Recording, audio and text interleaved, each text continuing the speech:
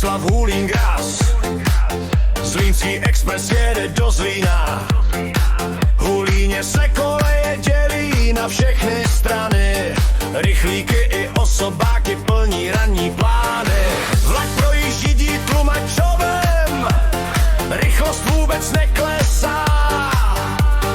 Železniční fandy u trati, tou srdce poplesá.